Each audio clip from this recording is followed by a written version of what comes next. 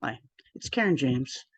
Just want to weigh in on some of the conversation going around talking about violence and specifically some of the episodes of shootings and school shootings. We've seen a lot of that, and it's really disturbing. And people are trying to understand what's going on and trying to respond to that. And we look back at the shooter afterwards, and we're trying to figure out, why is this person doing that? What makes a person go in and do this kind of thing? And we a lot of people look back and they try and understand the individual, the psychology of the individual, and how do we prevent this?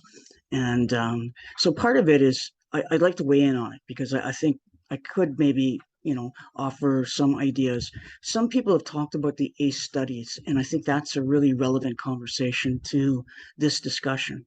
And what the ACE studies is, for people that may not have heard about this, is it was a study done in 1993, 94, and it was done by Kaiser Permanente, which was it was done within looking at through medical insurance. It was done to try and figure out the prevalence of illnesses that was occurring. And they were illnesses that were related to choices that were choices that caused medical illnesses that had to do with unhealthy choices about one's health, about one's sort of way of living that contributed to ill health. And so things like, if you were looking at things like smoking or overeating or things where the things that people were doing were contributing to their having chronic illnesses and shortened lifespans. And so they wanted to understand that. And so they conducted research on 17,000 people. And what they did is they came up with a questionnaire, and the questionnaire looked at 10 items. And these items were related to incidents of that would have been traumatic to people under the age of 18. And the idea was they thought that these might have contributed to why people engaged in behaviors that were not very healthy oriented and that caused these long-term illnesses. And we're talking about things like cancer, heart problems, um, uh, diabetes, uh, um, chronic fatigue, um, you know, uh, uh, you know, yeah, pain, chronic pain, um, all these analysis that would be long term and that would shorten the lifespan over time.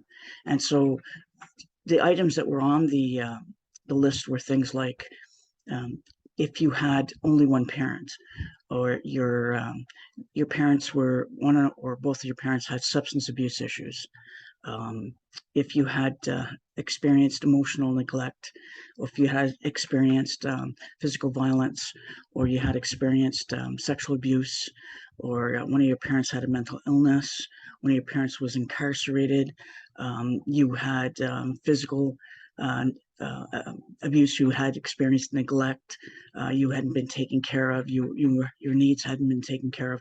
So there were all these things that would have um, certainly caused trauma to a child. And this would be up until the age of 18. And so there were 10 of these items. And the idea was they would look at how many of these items you experienced, and then they would look at your physical health over time.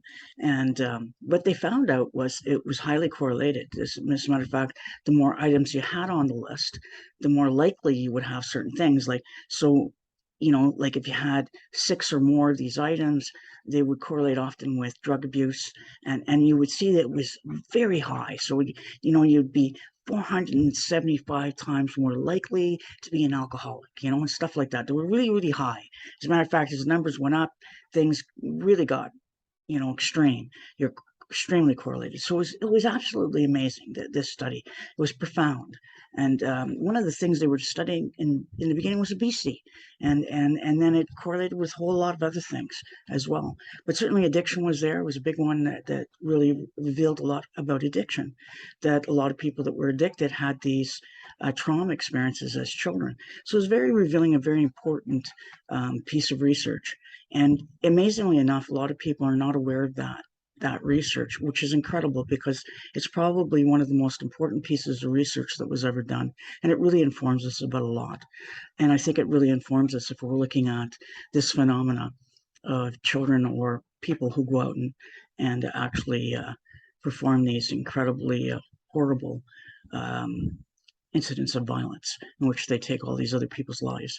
I think, if you were looking at these individuals, you probably see these incidences. If you did a nice study with them, you'd probably see a lot of this stuff going on. And we do. When we do look back, we start to see similarities. If we look at the Columbine shooting and we look at the background of those two individuals, you will see some incidences that kind of reveal some of those things to us. But I'm going to talk.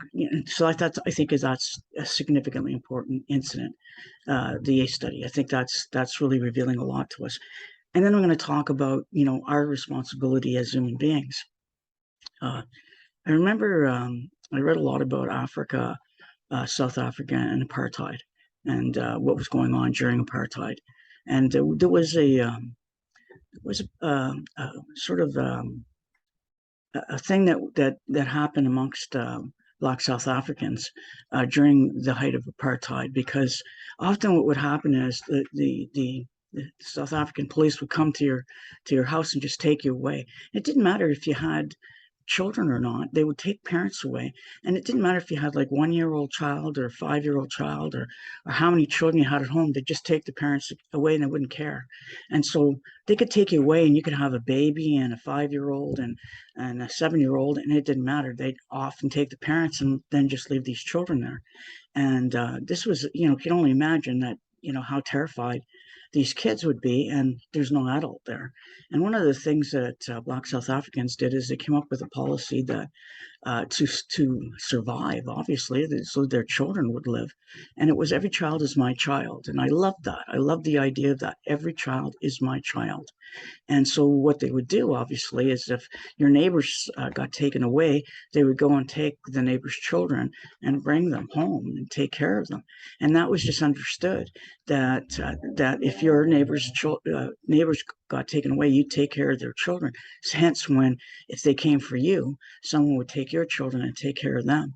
And that's a philosophy I think that all of us need to adopt, unanimously in the world, that every child is my child. I think we'd live in a very different world if we adopted that belief system. Every child is my child. If we were more interested in the children that are around us, and that we cared more about the children that are around us, rather than this is my kid, that's your kid, and it's my kid against your kid, and I'm going to care about my kid and I'm not going to care about your kid, because that's what often happens. So if my kid's hanging around a kid I don't like, I'm going to say, you're not hanging around Johnny anymore because I don't like him, and that's all there is to it. You're cut off from him, and let's cut off Johnny and leave him by himself. And what happens to that kid? What happens to Johnny when everyone's parent cuts their kid off from him because they don't like him? Because maybe he's grown up in a really horrible environment and he's got some, behavior patterns that we don't like. Well, then Johnny becomes that kid that's got nobody. And what's he going to do in retaliation to that? Well, he's going to do something that we are not going to like. And so that's kind of some of the things that we see.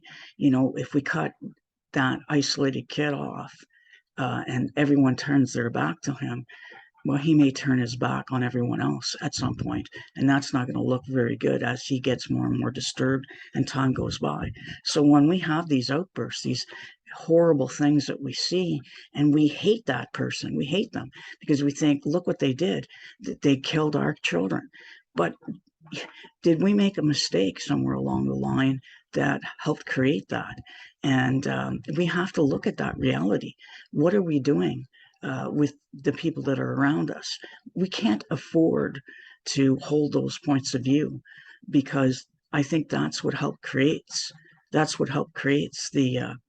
incidences, because we are also not helping situations. We're taking on certain attitudes. We can't afford to be sort of ignorant of what's going on. We can't afford to be callous and cold and just choose to ignore I think the Black South Africans were right. Every child is my child. And if I'm hoping for a better future, I better keep that idea in mind, because the neighbor's children are going to be part of my child's future as well. And if I don't care about them, if I shut them out when they perhaps need me because they don't have anyone else, because their family isn't helping them, and they need somebody to stand up for them, and I don't care about them, then I'm going to have to deal with the results of that, because they are going to grow up. And I can hope they'll grow up okay and not become terrifying adults. Or maybe I can be part of somebody that shows them some sympathy and some kindness, and maybe plants a seed that allows that child to grow up and be a human being, and not somebody that doesn't care about humans. And that's the part that we don't understand, or seemingly a lot of people don't understand. We're so easily led to say, I don't like these people over there, so therefore, you know, I'm just going to cut them out, including their children. The children don't get a choice into the families in which they're born. They just don't. And I speak to that from personal experience, and I can shed some of that, because I grew up in a family in which I was rejected, and as a result, because of how that impacted me, when I went into the world, I was rejected because it impacted me. It impacted the way I was dressed, the way I was taken care of, and so I was isolated as a kid. There was some lucky moves that maybe saved me from what could have happened. And it wasn't the niceness of somebody necessarily. Maybe it was the something about myself, something about what I read or sought out in my own mind that saved me. But don't think that I didn't at some point think maybe that was a path that I would have taken, because I did think it at some point in the ultimate isolation in my life. And at some point I was able to get some help, and I reached out for that help, and I got it. And I found a kinder way, a kinder path in my life, and became somebody very different. But, that's like, a matter of a very brief moment that allowed that to not be the case for me, and it could have been something very different, and I'm very lucky. And so when I see the people that have walked down that other path, I don't see them as strangers. Actually, I'm very grateful that I'm not one of them, or didn't become one of them, because I would never want to do that. That's not something I'd ever want to do. I care about people too much to ever want to have been that. But in the deepest and darkest places, at the hands of the greatest cruelty that I experienced in my life, and I experienced a great deal of it, the callousness of the people who think they're not one of those guys, and never would be. But let me tell you, the average individual can be very, very cruel in rejection, and they can be steps along the way to that person becoming what they've become. And they'll not ever stop once and take an accounting for one of the blows that they laid on an individual like that. They'll never, and they'll say, well, it was so minor, it doesn't matter. But if you add up, enough of those blows onto an individual, you'd be surprised at what they amount to. When I take a look at how many blows I took in my life, from from the time of my birth to the time I stepped off that path and went into a place of healing, they were huge. They were mammoth. It's like if you had to go through a long, long, long, long tunnel of people with sticks that were beating you as you went along. That's what it was like. And none of those people along the way today would ever lay claim to being one of the people that was hitting me with those sticks. And I mean that that's an imagery that describes what it felt like. What they were doing was more verbal and psychological and emotional, but that's how it felt, and none of those people along the way would ever lay claim to what they did to me. And yet they did that. They created a long horror, and that horror was from birth to age 34. So 34 years of absolute horrible abuse at the hands of many, many, many people, and to the point where, I would have wanted to die. And when you get that far, when you want to die, like that's because that's where you get, your life is so horrible, death is appealing. And when death is appealing, you don't really care about the lives of other people at that point. It doesn't really matter to you because the pain is so deep that it's very hard to lift out and think about anything at that point, or anybody. And like I said, I stepped out into a healing place. I got on a path, and I've completely came out in a different world, which I'm very lucky of. And that doesn't mean that I haven't been subject to still a lot of really cruel people, because I have. But I've also healed myself a lot, which is a miracle in many ways. But that's the world we live in. So, we don't often stop as people and take accounting for how many times we've inflicted pain and hurt on another person. And we don't really give the pain and hurt we inflict too much weight. We think it nothing. We think, wow, that's not anything. But when it's adding up, and it's prolonged, and it's part of a long systematic experience for someone, it's huge. And I think that's what you've got to take accounting for. Everybody, when the guy does it, when that person finally does it and they lose it and they do this horrible thing, we're all shocked, we're all appalled, we're all angry, we're all upset.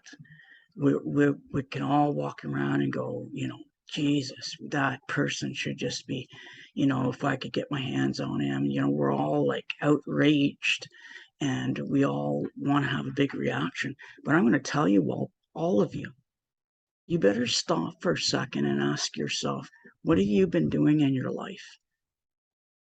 You ask yourself that. What have you been doing in your life? And can you honestly say you haven't been doing what I've just been discussing?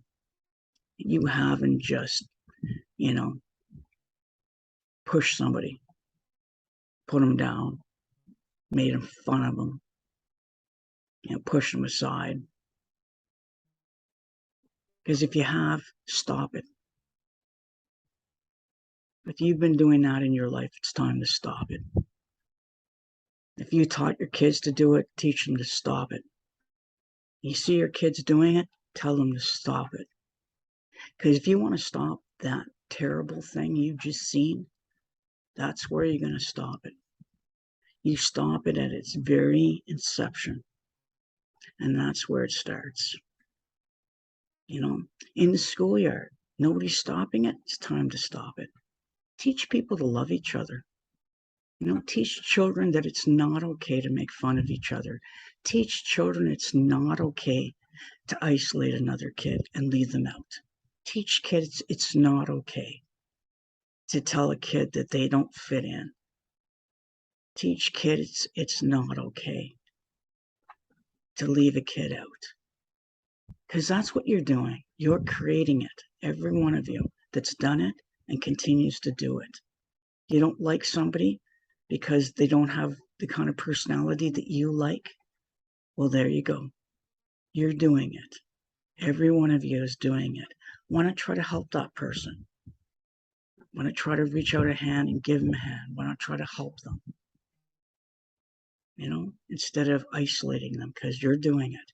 Every single one of you that has done those things, you've contributed to that. So when that thing happens, that horrible thing that you can't understand, I'm going to ask you to think about it because you've been part of it. You know, so if you don't want to see it again, you need to change it from the very beginning. Because I'll tell you, if you didn't do all of this stuff, that wouldn't happen. You know, and no, not everyone that's bullied and abused does that. I was bullied and abused and I didn't do it. But damn to hell, I could have. You know, I'm lucky I didn't. You know, and that pain that I went through, unnecessary, unnecessary. And no child deserves it. So it's time to change. Every child is my child. Would you want to do that to your child? Would you want that done to your child? Would you want that done to you? Ask yourself those questions. Become a better human being. Because it starts with you. It starts with you. Every single one of you. If you want a different world, take responsibility for yourself and your children. That's how you'll have a different world. And if you don't take responsibility for yourself and your children and the children around you, then you can expect this to continue to happen. And don't be shocked when it happens, because you have contributed to why it happens. Until you understand that truth, don't ask why. Don't be shocked. Just accept that you have played a part in it. And I've been very strong in what I've said today because, believe me, I've seen this happen over and over. I work with people. This is what I do for a living today. I help people deal with the traumas they've been through. So believe me, I've seen enough in people to know that it just continues out there. We just continue to hurt people. So until you all take responsibility for yourselves and for your children in the way that you hurt each other, this will just continue. Don't ask why. Don't be angry, because you are part of it. So you need to be part of a peaceful process of learning to love each other and take care of each other, because that's the answer to this. And then we won't be looking at children trying to kill each other or somebody going in and shooting up a place. That won't be happening anymore. But we really have to teach our children and each other to be kind and not tolerate unkindness, not allow it to happen. When we see unkindness, we must interrupt it immediately and stop it and teach kindness. Teach the unkind person how to be kind, and be kind to that person because someone is teaching them to be unkind and someone is being unkind to them. That's how we teach. So there's my take on it, people. I've seen a lot of it, been the subject of a lot of it growing up. I know what it's like to feel that. Know what it's like to feel like I wanted to do the terrible thing,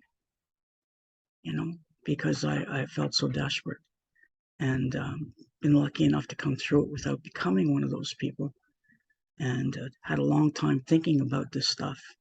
And I just urge you to find kindness inside of yourself and find a way to teach that to each other and to your children. And let no child not learn the lesson of kindness. Let no child be exempt. Let no child be isolated. Let no child be separated. And that will make the difference. Anyways, I felt really an urge to weigh in on this and just say there is an answer. And it's a very simple one. It's called kindness. Thanks.